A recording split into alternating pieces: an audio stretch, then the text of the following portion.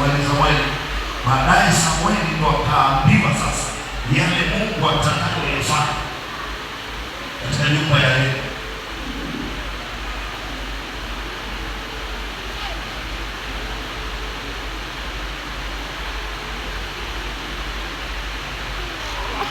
Bora mtu akuchukie, lakini mahali akamwambia msaidie jirani yako ni Samueli.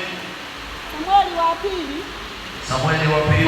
Samueli wa kwanza sura ya pili mstari wa 27. Wewe unasema vizuri, kuna watu wanaandika. Wewe una uwezo wa kutafuta, kuna watu hawana uwezo huo. Wachanga wasonji, wengine masikio yana uchafu. Sinaona kuna wapenda kule ilikuwa nawaambia toe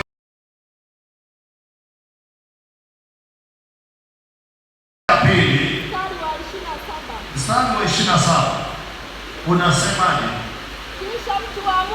Kisha mtu wa Mungu nabii huyo akamwendea Eli akamwambia, je, Bwana anasemaje?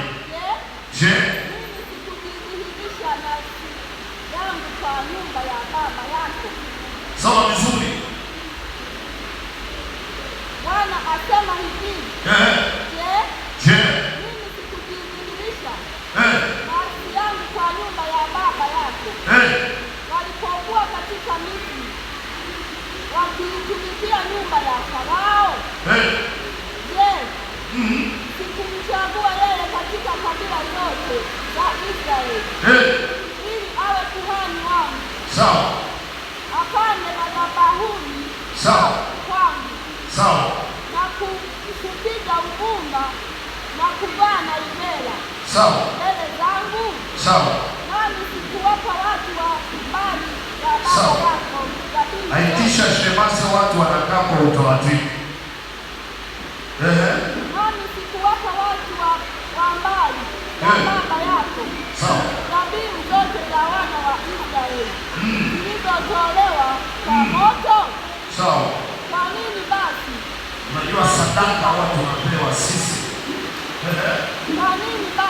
Kwa nini basi?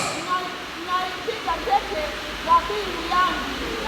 Napiga teke dhabihu yangu na sadaka yangu nilizoziamuru katika maskani yangu. Ndio.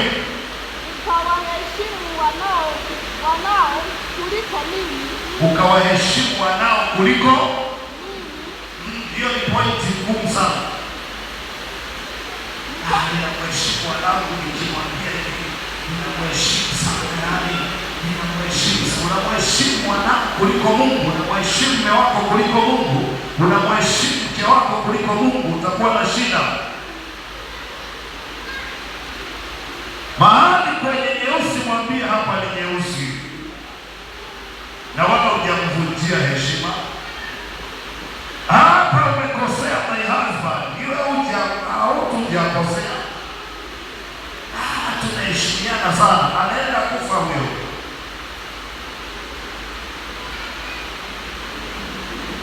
Kwa sababu kumwonya kwako kunaweza kumwokoa. Lakini unamheshimu anatenda mabaya, unamwangalia, unataka afe. Lakini mume wangu, habari hizi ninazosikia sio nzuri, sio nzuri kabisa. Wewe nani anakuambia?